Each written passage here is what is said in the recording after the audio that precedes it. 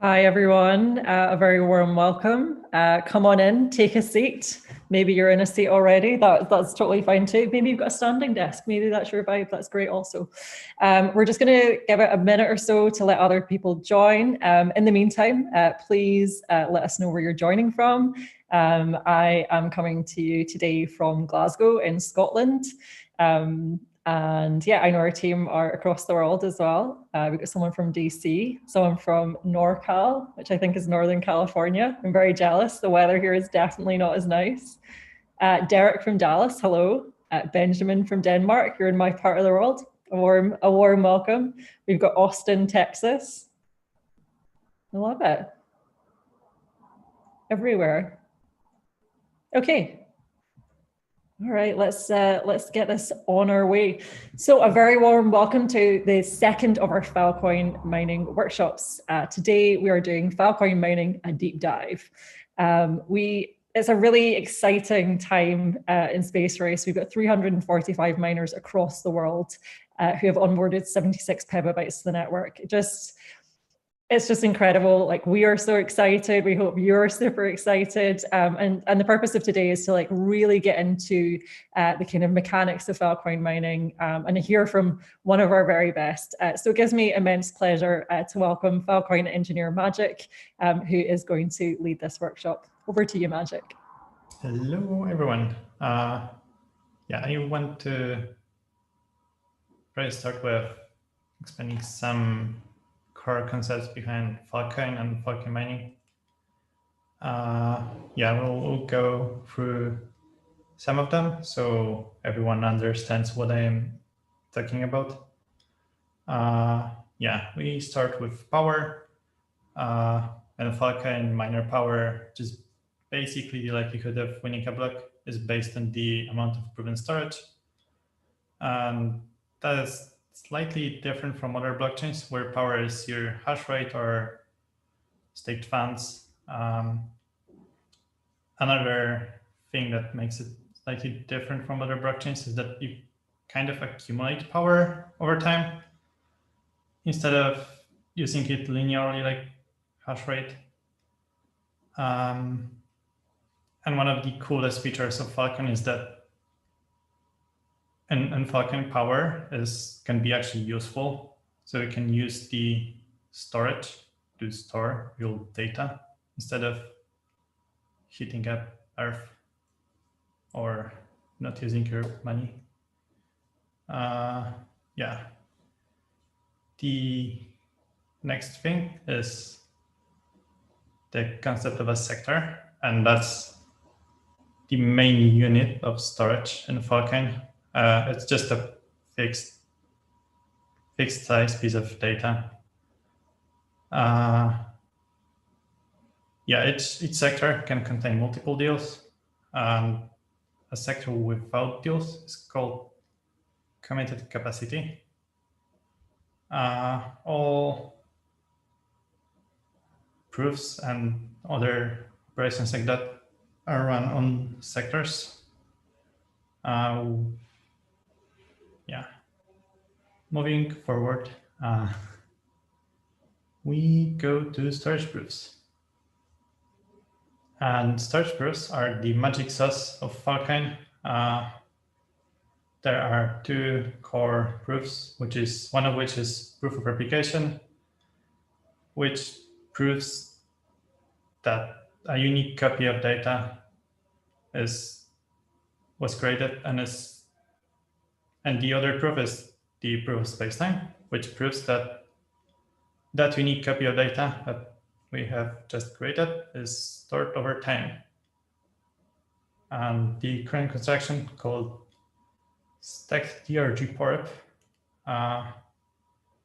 which we'll go into more detail in a bit. It supports 32 and 64 gigabyte sector sizes, which is also relevant a bit later. Next, we go to actors, which are a bit like Ethereum's smart contracts. Every actor has a balance, nonce, code, state, an address. The key addresses, so the one prefixed with T1 or T3 are also assigned an actor under the hood. So every key address also has an actor address. Yeah, the difference in mainnet is going to be that all addresses are going to start with the letter F instead of T. So that's how we will distinguish between real addresses and the less real ones, or well, just testnet addresses. Yeah, next we go a bit more into specific actors. First one is the power actor, which is responsible for just keeping the network power table, and that is mostly just interacting with miner actors. You, as miners, usually don't interact with it directly. The only case is when you are creating new miner actors, which you go through so many layers that you probably don't even notice that you do. Next is the miner actor, which is how you talk to the chain as a miner. It handles all storage events, verifies your proofs, tracks your sectors over time, just ties your mining operation to the rest of the network. You will be sending a lot of messages to it, without a doubt. Yeah, it can be controlled from multiple keys, but on the topic of keys, yeah, Filecoin supports two key types, SIGP and BLS. And as miners, you have to use a BLS key as the main or worker key that you use to create blocks. This is because BLS keys have the interesting property that there is only one valid signature for one input message. And we use that to derive some of the randomness in the network. It also has the very nice feature that its signatures can be aggregated. So that saves a lot of space on chain, which we need. Next, yeah, mining. Filecoin mining is really free activities. It is just sitting or adding storage. Just how you gain power. Then you need to prove that you store those sectors over time, which is how you keep your power. And then it's the actual block mining, which is how you get the network to move forward and also get block rewards, which makes it all worth it. Next, we go look at the higher level architecture. No questions so far. By the way, if anyone has any questions, feel free to ask them as we go, because there is a lot of context switching here. Yeah. Fundamentally, we have three node types. As miners, you will likely be using all of them. On the top, you have the daemon, or what we call the blockchain node. This is what is talking to the network.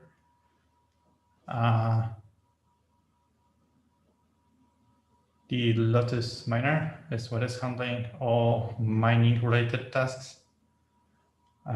This connects the storage to the network, and that's basically everything you're interested in. And then you have Lotus workers, which are an extension of the main Lotus miner process. It allows you to add more resources to it. It can be run on multiple machines, allows you to build much larger mining clusters.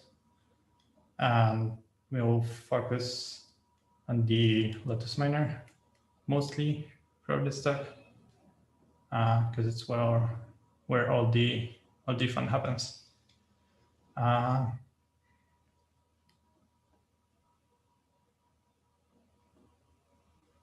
yeah, it has four main components, all perform some mining related activities mentioned before.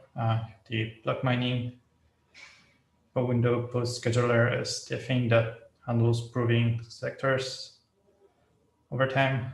You have sector storage, which is the component which has sectors on disk and also runs most of the sealing operations.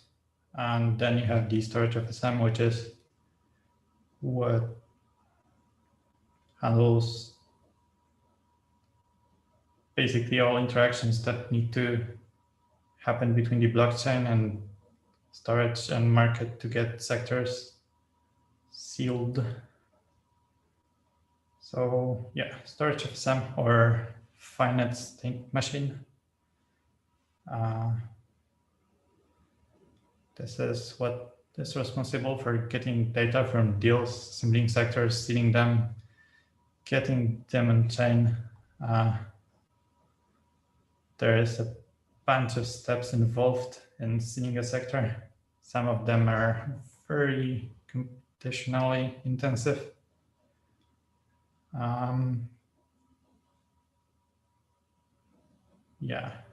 Creating a sector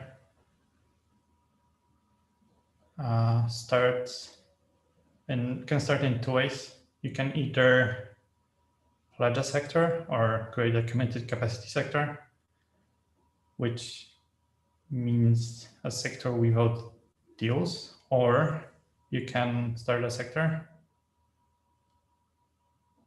by accepting some client deals and assembling them into a sector.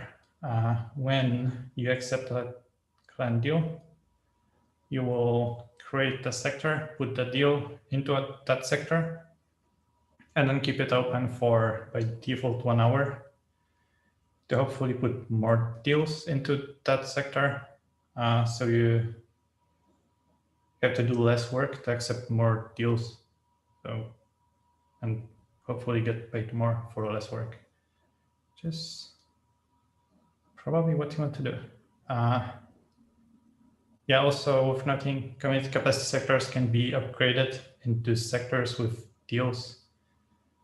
Upgrading a sector means that the initial pledge doesn't have to be paid again, or is reduced depending on the network conditions. It usually won't have to be paid.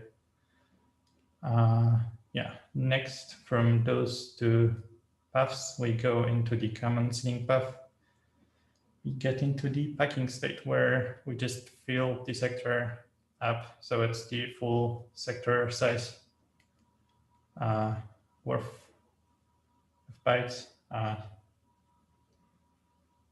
It's basically just filling it with null bytes. Then we get to the first very fun step where we do the replication, which with STR is a single-threaded process. It requires at the very minimum 64 gigs of RAM. You probably want more, and then some swap memory. Using more memory just makes it a bit faster. The process is inherently single-threaded, so you cannot accelerate it by throwing more cores at it or a GPU. It doesn't help at all. The process creates 11-layer files, which results in just shy of 400 gigabytes of files in total that you need to keep on fast storage for a bit for the other steps. You are able to discard most of that after the sector is fully sealed. The whole process takes about 4 hours in a Zen 2 and the Zen 2-based CPUs. And we're getting some optimizations soon, hopefully, so it should get somewhat faster. You'll see how much. Then from pre-commit 1, we go into pre-commit 2, where they have the encoded sectors. Now we have to build a few special hierarchical trees over the data. this step can be run on GPUs. It's highly parallel. It writes another 3 times the sector size of data worth data on disk, which is about 100 gigabytes for a 32 gig sector. It doesn't require too much memory, and it can be run on GPU. It takes about 30 minutes on a 2080 Ti. So it usually won't be a bottleneck in most cases. After we've computed the pre-commit or the pre-commit stuff, we get a few snippets of data that we send to the miner actor, where we tell our miner actor that we have replicated a sector and that we want to prove that it has been replicated. After that message lands on chain, we wait a bit for a random challenge, which we then use in the commit step, where first in the commit 1 step, which is just reading a bunch of data to answer the challenge we get from the chain, we read about somewhere between 10 and 20 megabytes, this order of magnitude of data. That is our proof. Sending 10 to 20 megabytes of data to a blockchain doesn't work at all. So we use the magic of snarks to compress this 10 or 20-ish megabytes of data down to 192 bytes, which is a very, very large compression factor. But to do that, we need to compute a very, very big snark, which requires a lot of memory. Having a GPU is handy, and it still takes a bunch of time. So it will use a peak of around 170 gigabytes of memory, although for a very short time. So you can easily do that with 120 gigabytes of RAM and then a bit of swap. Probably should use less. We're not sure why it uses so much. It may get optimized. We'll see. Yeah, the whole process takes about an hour with a 2080 Ti for a 32 gig sector. After we do that, we submit the commit message or the PORP proof to our miner actor. We wait for it to land on chain. The miner actor then verifies that it's correct, if it is correct, it tells the power actor to grant us some power for the sector. And it also tells the miner actor that deals in that sector are now being proven, which means we get to have power, maybe win block rewards, and we also get paid for the deals that we've put in that sector. Do we have questions? We do.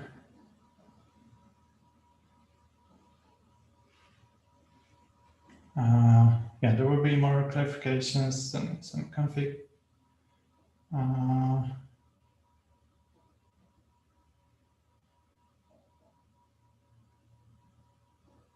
Okay, we'll look at questions later.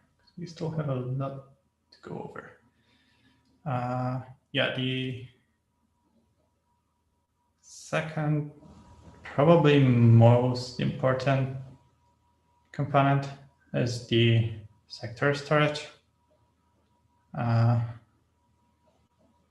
It only really has 2 jobs. Just to keep data around and run computations on it. It sounds like a relatively simple task. So this is the architecture diagram for it. It's more tricky than it sounds. So yeah, let's unpack. First we have the storage paths, which we address storage as paths, which is as simple as it sounds. Each path is just a directory with a bit of metadata. Both the main miner node and worker nodes can have multiple paths. For workers, that's supported since very recently, I think only in 057. Paths are divided into two types. There are storage paths for long-term sector storage and sealing or square space mentioned before. Sealing paths for keeping temporary data for sealing operations. You can also combine and have a path that's both long-term storage and sealing. But usually for sealing storage, you want fast SSD drives, and those are very expensive. So, and sealing on a hard drive is going to be much, much lower. So you will probably want to have separate paths for those two storage types. Then we go into remote paths. So storage can be local or remote. Each node can have a different set of local paths. And when I mean node, I mean either a miner or a worker. The Lotus miner process has a built-in worker. So when I say node, I will usually mean a miner or a worker node. Yeah. So going back, sometimes sectors need to be moved between nodes. And this is when remote paths come in handy. Each local path, and by local I mean a path that a node can access locally. So it's just a local directory. Each local path in the system is exposed by its node through HTTP.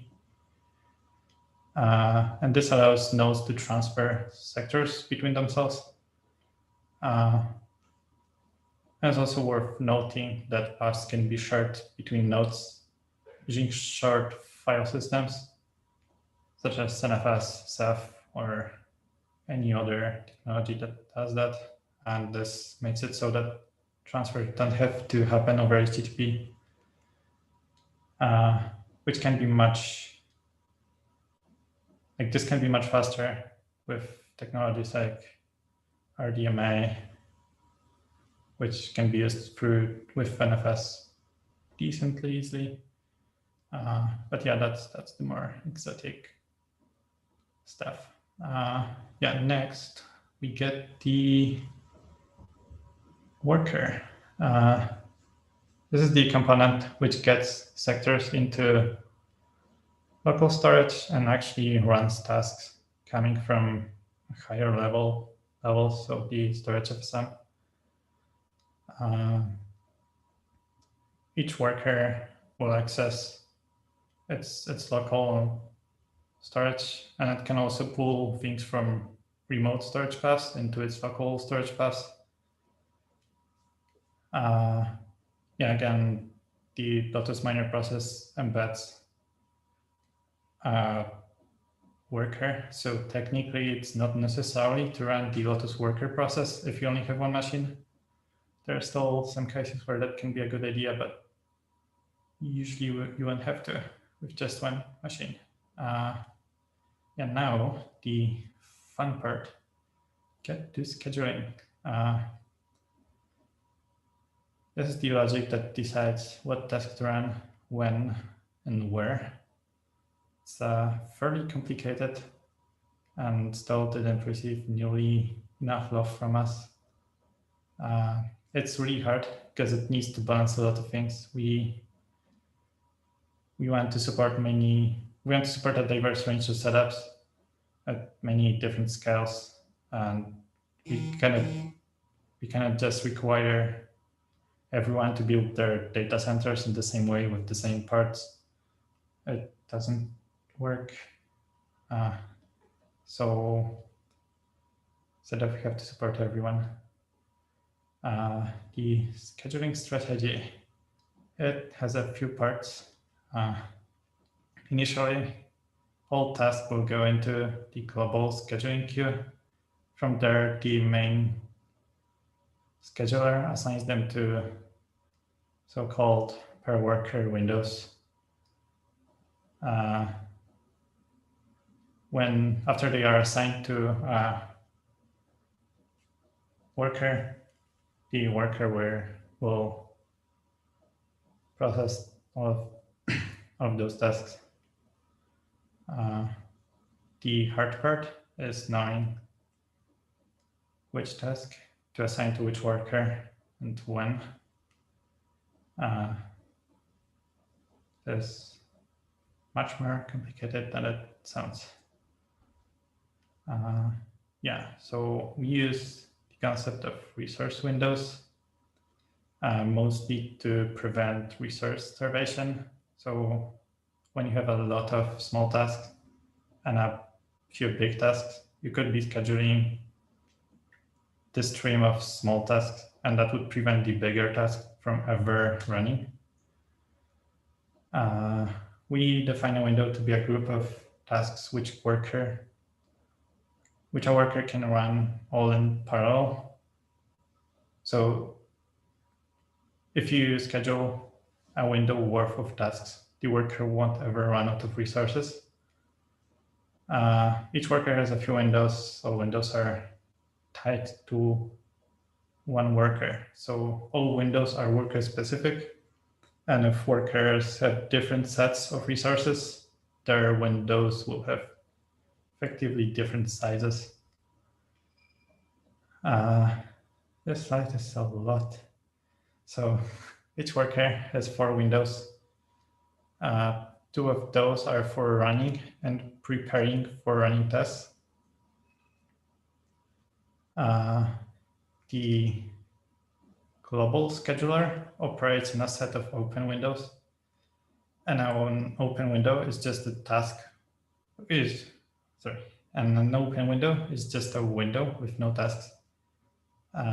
When at least one task is assigned to an open window, that window is no longer open, and it's sent to its worker for processing. Worker then process assigned windows sequentially, which is pretty important. And they do that by moving tasks from those assigned windows to the preparing window, and then start preparing for running the actual task. So preparing usually means just fetching the sector from other workers, just making sure it's locally available. When the assigned window from which we pull task into the preparing window, when the assigned window is emptied, we send it back to the scheduler as a new open window to get us more tasks. When tasks in the preparing window are ready for processing, so we fetch the sector or it's already here locally, the task will get moved to the running window where it is actually executed. So this is where we actually run the bigger tasks like pre-commit 1, 2, and everything else using lots of resources for a decently long time.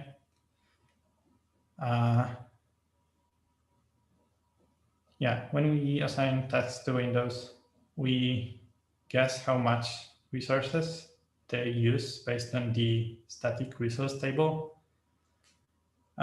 which is in the Go file on the bottom of this slide. It can be tweaked fairly easily to tune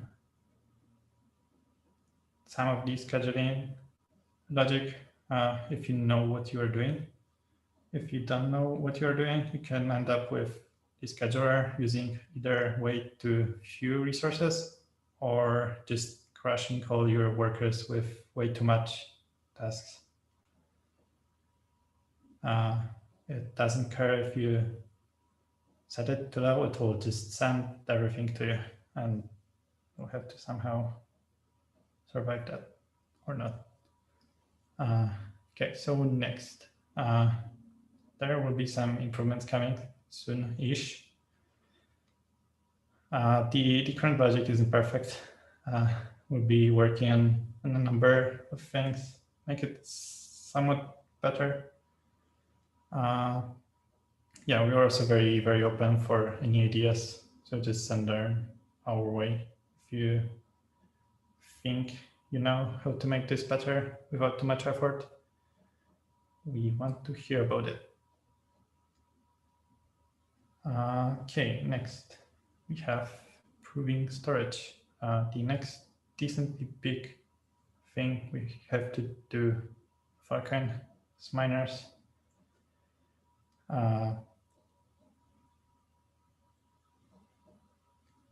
Storage is proven through window post or window proof of storage, proof of spacetime. All sectors are proven every 24 hours, unless they are faulty or expired, in which case we probably can't prove them anyways.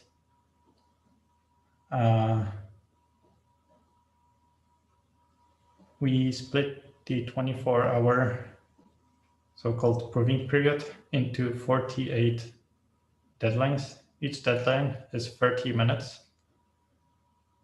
That probably came from dividing 24 hours by 48.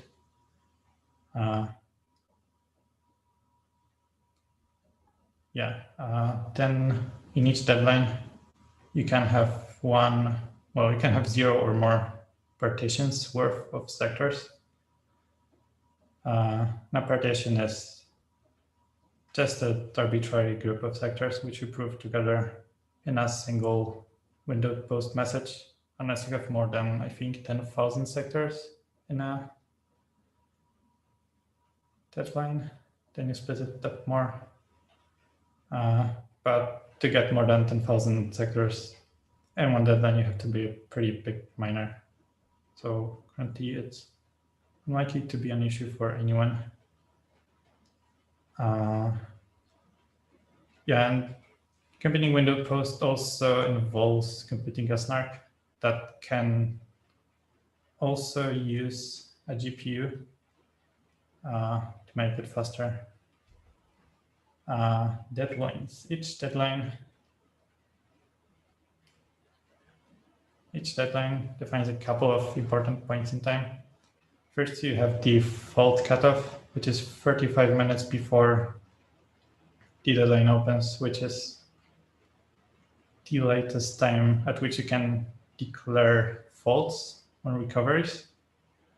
Then you have the challenge epoch, which is when the challenge randomness for the proof of spacetime becomes available. This is 10 minutes before the deadline opens.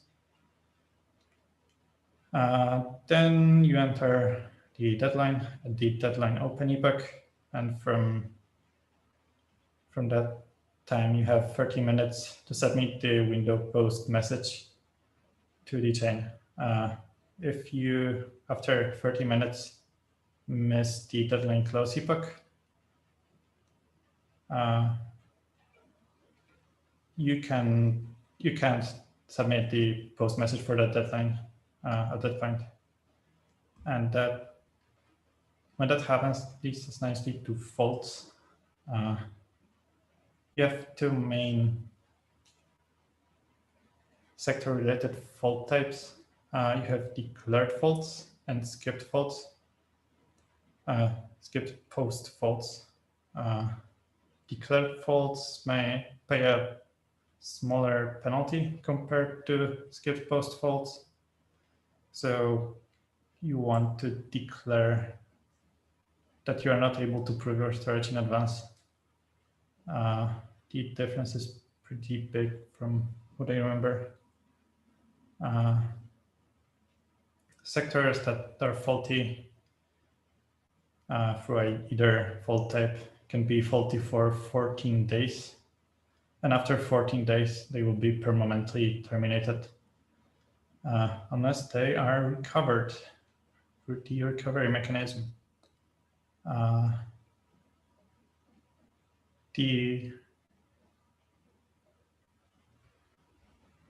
Like faults, you have to declare recoveries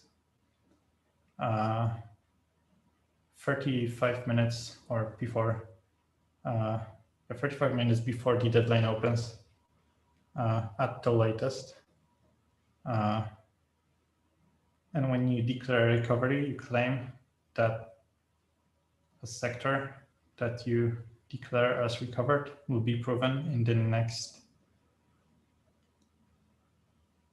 deadline in which the sector has. And after you declare that recovery and you do submit the window post for that sector, you will just recover the power for it.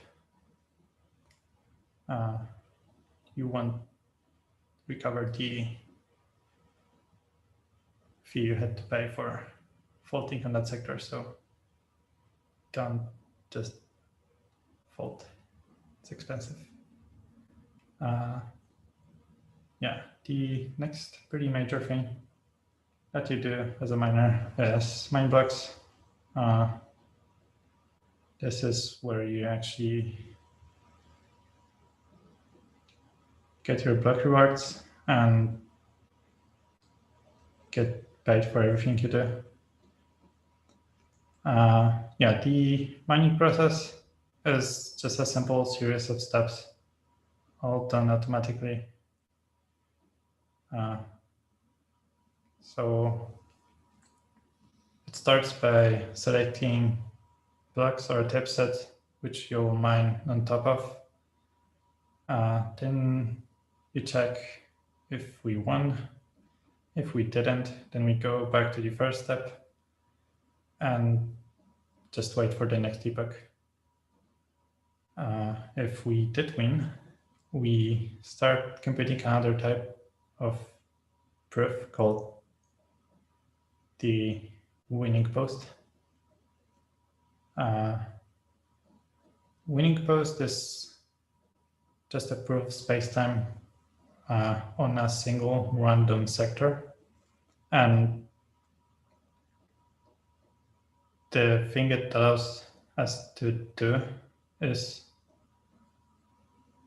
if a miner lies about some percentage of its storage, so like they have removed, say, 50% of their sectors, but still weren't caught by the windowed post. With winning post, they will fail 50% of winning posts. So effectively their power will be already reduced by 50%. So this way lying about your storage, the only thing it does is it slows down the network somewhat, and to slow down the network significantly, you have to remove a huge portion of network power, which will also cost you very significant amount of funds, just because seeing sectors is very expensive. After computing winning post, we select messages based on gas premiums and some other factors such as ticket quality in a way which optimizes gas reward. And that's much more complicated than in other blockchains, because in other blockchains, you generally have one block at one height. In Filecoin, we have multiple blocks at one height and only the message. So every block can include a set of messages, and only the block with the lowest ticket to include a given message will get its gas reward. which makes optimal message selection a much more complicated topic. Yeah, we already have a pretty optimal algorithm implemented there, so it should be doing a pretty good job. It can't be perfect though, because it turns out to be an NP complete problem. Just interesting. Yeah, after putting messages into a block,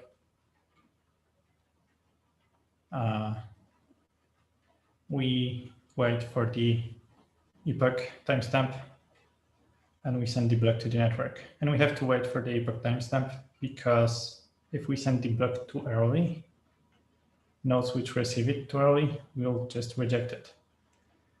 Which, yeah, the mining timing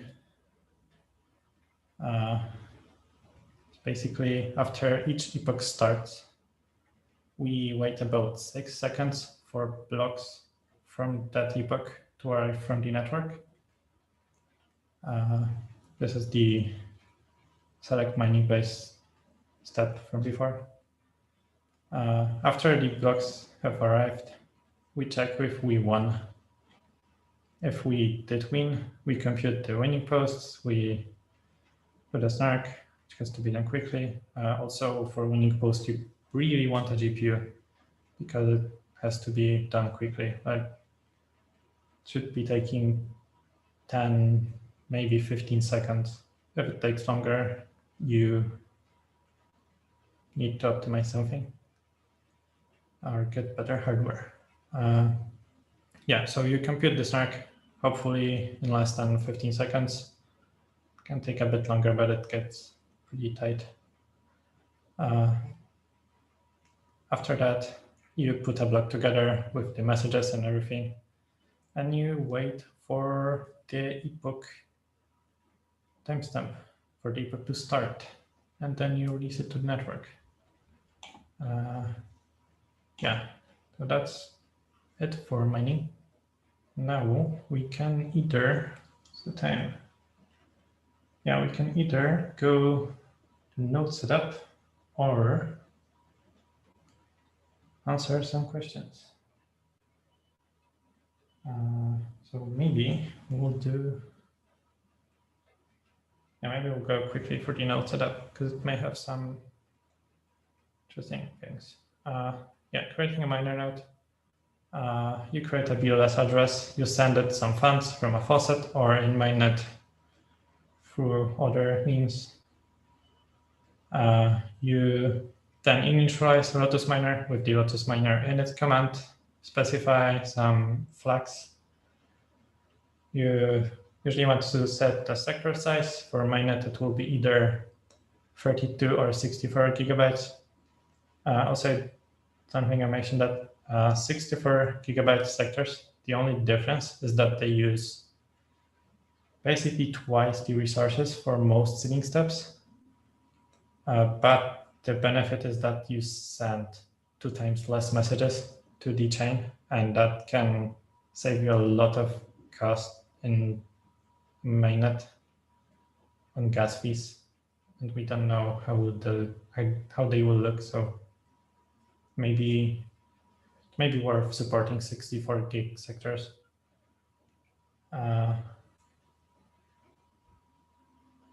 Yeah, then you have the worker and owner flags, which allow you to specify the worker key, which is the T3A BLS address. It has to be the BLS address, and an owner key, which can be either BLS or SecP. It doesn't really matter.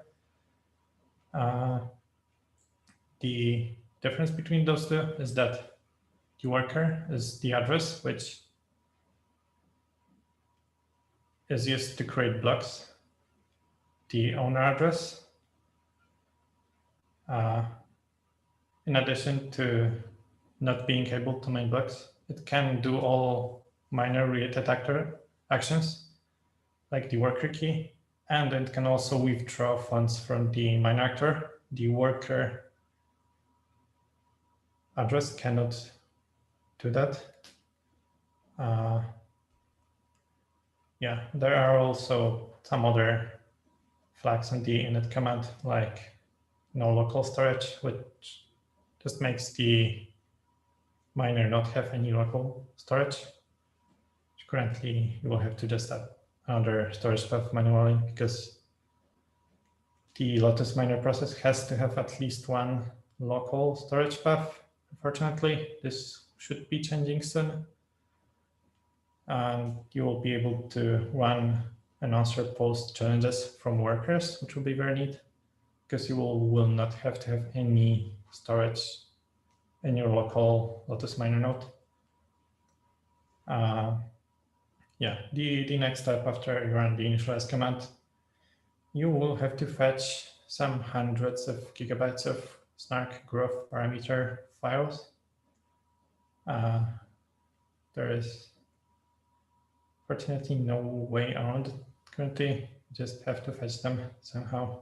Though you are mining Filecoin, you probably have enough internet and other resources to do it. So next, after you initialize, you probably want to look at your config. It has some interesting fields. We'll get more soon. But right now, you will be most interested in the max sealing sectors and max sealing sectors for deals configs, which is the upper bound on how many sectors you can be seeing at any given time. An okay way to calculate what you want to set this to is to add up the size of your sealing directories. So if you have 3 workers with 2 terabyte and VMEs, you will have 6 terabytes. And then you divide that number by 500 gigabytes. So you get 12. With that, you put that number for the max sealing sector for deals. And then you set the max sealing sectors for something a bit lower, like 6 or 8, because you don't, like, you want to have some space for sectors with deals always, especially in space race where sealing deals is one of the requirements. Then mainnet, yeah, also gives you, yeah, like rejecting people's deals is not what you want to do. So you set the for deals number higher. Next is the wait deals delay. It's the time, it's how long your sectors will stay open waiting for deals. It's kind of related to the point below, the expected seal duration. It's just an estimate on how long you will take to seal a sector. And when you accept deals, each deal has a start epoch. When you put a sector, when you put a deal in a sector, you have to seal that sector before the start epoch, the lowest start epoch of any deal in that sector. So this means that if you set the wait deals delay for a value that's too high, you will have less time to actually seal the sector. So yeah, there's some balance between the wait deals delay and expected seal duration configs. There is the storage section, which is just used to configure the built-in worker. And then you have some FIL config, which just lets you configure how much you want to pay for which kind of message. But it's if gas fees get very high, it might not be worth putting pre-commits and commits in chain. So with that, they will just wait instead of getting pushed to the chain. Yeah, next we use miners. If you want to accept deals from clients, you really want to configure public addresses. there are decent docs on how to do it. So if you haven't already, you should do that. It may even increase your deal success rate. Yeah, the other thing that you may want to configure is additional control addresses, which is related to message gas fees. So you as a miner, you have to submit window posts, and missing a window post can be very expensive in some cases. So if the network fees get very high, you still have to post, but you don't necessarily want to pay high fees for pre-commit and commit messages. And the problem is that if you are sending both those message types from one key, the pre-commit and commit messages with low fees set on them can block, just because you need to put messages on chain with continuous nonces. The pre-commit and commit messages can block your post messages, or if there are too many pre-commit and commit messages, you will have to set a very, very high gas fee on the post message just to push those lower fee messages through. Instead of that, you can just use a separate control address for your post messages. So it's as simple as creating a new address, sending it some funds, and then calling Lotus Miner actor control set and that address, and that will make your miner use a separate address to send posts from, which may save you for a bit of funds on gas fees. Next, attaching storage paths. Yeah, every miner and worker can have multiple storage paths. They can be attached without restarting anything, with just the storage attach command. You can also specify weight, which makes it more likely to be used. Yeah, this is just pretty simple configuration. We don't have a command to detach a storage path yet. We plan to implement it, but I don't know if that's going to happen soon or not. Yeah, everything else, there are a lot of topics that I didn't go much into that are still manipulated. Markets and data transfers could probably get another hour of talking.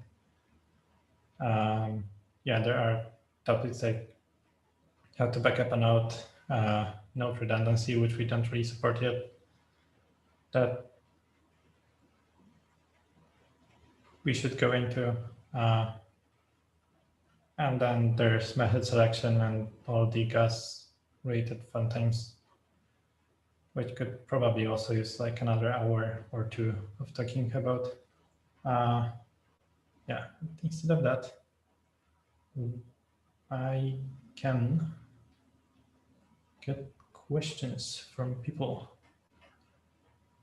Awesome. Thank you very, very much, Magic. That was incredible. And I think the most comprehensive kind of deep dive that we've done into Filecoin mining so far. So thank you so much for sharing your expertise.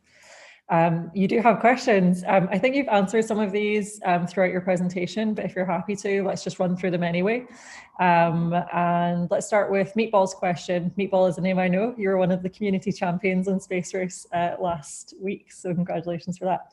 Meatball's question is related to the Lotus Miner setup. Can we get more clarification on what the expected sale duration, max weight deal sectors, max ceiling sectors for deals, and weight deals delay are in the Lotus Miner config.toml file? And what would be some suggested settings for them in single miner and multi-worker setups?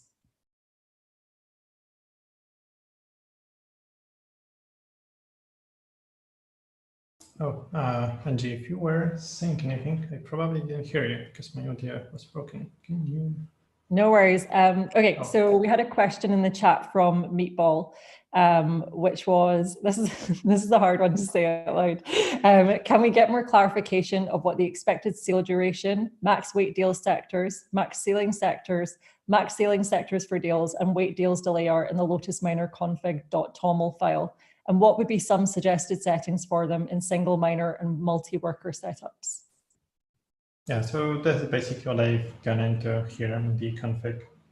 Yeah, just very quickly again, that's how long you expect a seeding operation to take. You should set it to something 24 hours for a small miner.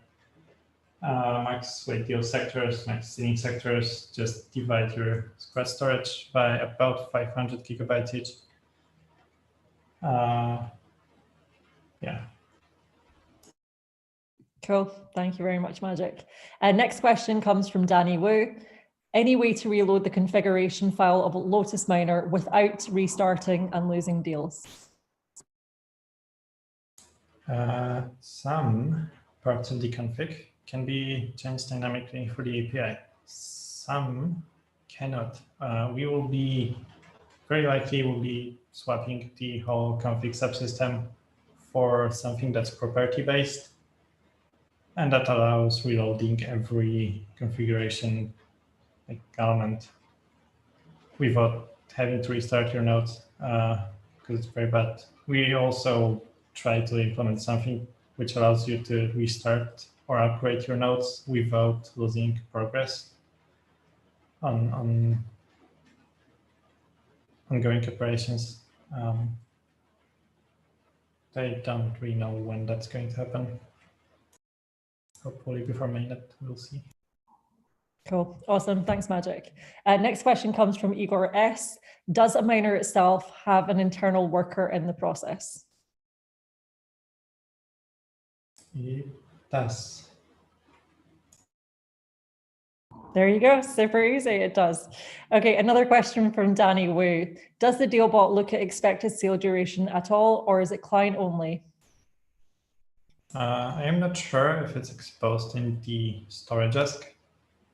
My experience from experimenting with it and finding a lot of deals is that it does not. Though from what I know, the deal start duration was recently increased. So the deals you're getting from the bot, not sure what the current number is. Ian might know. I think it's 48 hours now. Yeah, so you're definitely safe setting it to 24 hours. You are maybe safe setting it to 48 hours. I'm not sure. Probably. Yeah, I think Ian actually popped a comment in there below that says the deal bot expects deals to be done within 48 hours from proposal. You can think of it as a testing for a certain quality of service. So that adds some additional context to the answer. Okay, Magic, another question here from Benjamin. Is using one shared NFS documented anywhere? No, we should do that, but basically it is as simple as setting up an FS mount on 2 boxes and then just adding the storage path on both ends. You'll have to do storage attach --init on the first box, and then you will drop the init flag from the second one, and it should just work.